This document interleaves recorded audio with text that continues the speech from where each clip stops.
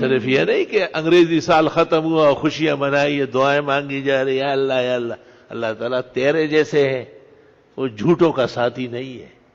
اسلام جب مکمل ہوا اور ذی الحج کی آخری تاریخ ہوئی، اسلامی سال پورا ہوا، آپ نے کتنی دعائیں مانگی تھی؟ وہ تو آپ کو پتہ ہی نہیں چل رہا ہے اس کا۔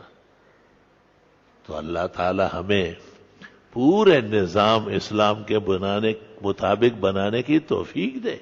یہ کیا اجنبیت اور بیگانگی شروع ہے؟ وہ دین جو بڑی شان سے نکلا تھا عرب سے، پردیس میں پہنچ کر وہ غریب الغربا ہے۔ تو تواریخ اسلام کا اپنا نظام ہے۔ حضرت عمر کے زمانے میں اس پر صحابہ کا اجلاس ہوا تھا، حضرت عمر کی صدارت میں، اور بہت سارے تاریخ پیش کیے گئے تھے۔ معراج کی تاریخ جو ہجرت سے 2 سال پہلے ہے، اور لیکن حضرت عمر نے ان سب سے پوچھا کہ تمہیں زیادہ آرام کب سے ملا ہے، اور اسلام کو عزت اور عظمت کب سے ملی ہے؟ تو سب نے کہا کہ ہجرت سے۔ تو انہوں نے کہا پھر ہجرت ہمارا سال ہے،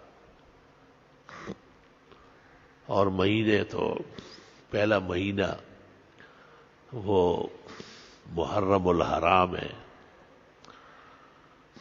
اور ذی الحجہ یہ 12واں مہینہ ہے اسلامی تاریخ کا۔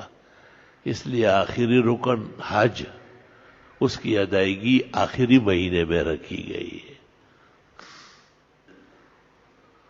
الغرض اسلامی تاریخ محرم سے سال شروع ہوتا ہے، اسلام کا پہلا مہینہ ہے۔ میں نے محرم کے مہینے میں اس کی تفصیل بیان کی کہ صحابہ کے سامنے بڑے اوقات تھے محترم اور مبارک، اللہ کے رسول دنیا میں تشریف لائے ہیں، وہ بھی ایک باسعادت دن تو ہے۔ فقیہ الہند اور محدث الہند مولانا رشید احمد گنگوئی، جو دیوبندیوں کے اصل الاصل ہے، وہ فتاوی رشیدیہ میں لکھتے ہیں ولادت باسعادت کا ذکر یقیناً کار خیر ہے اور جامع عبادات ہے۔ الحمدللہ۔ فرق صرف اتنا ہوا کہ ولادت کا دن تقریباً 9 ربیع الاول کو ہے، اور 12 تاریخ سلف کے اندر ولادت کی نہیں تھی۔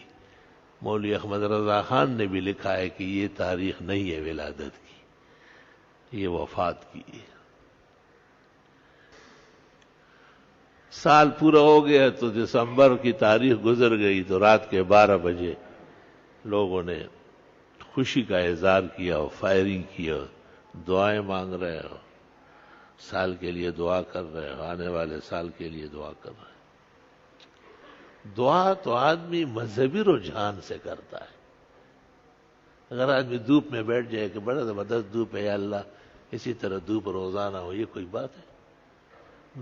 مذہب کا ہے کہ یہ دعا کا وقت ہے، جیسے افطار کا وقت تو مذہب کہہ رہا ہے نا، سحری کا وقت، فرض نمازوں کے بعد مختصر دعا، کیونکہ سنتیں پیچھے ہٹانا منع ہے، یا بزرگان دین جب دعائیں قبول کراتے ہیں تو روزے رکھتے ہیں کہ اللہ تعالیٰ کو صائم سے بڑی محبت ہے، روزے دار پر خدا تعالیٰ کی بڑی رحمتیں برستی ہے۔ تو پھر دعاؤں کے لیے لوگ روزے رکھتے ہیں، 3 دن بھی رکھتے ہیں، 10 20 پورے مہینے رکھتے ہیں۔ جس گل کا دل دیا ہے اور جس پھول پر فدا ہو، یا وہ بغل میں آئے یا جاں کفس سے چھوٹے۔ جب اللہ تعالیٰ سے کوئی چیز مانگے تو بڑے مضبوط طریقے سے مانگا کرے، پیچھے نہ ہٹے۔ اللہ رب العالمین مسلمانوں کو احساس اور شعور اسلام کا نصیب فرمائے۔